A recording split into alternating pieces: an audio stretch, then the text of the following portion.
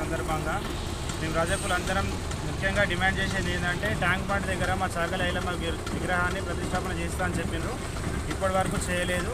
కావున compulsory tank bund మీద మా ఐలమ్మ విగ్రహం పెట్టాలని మేము అందరం కోరుకుంటున్నాం.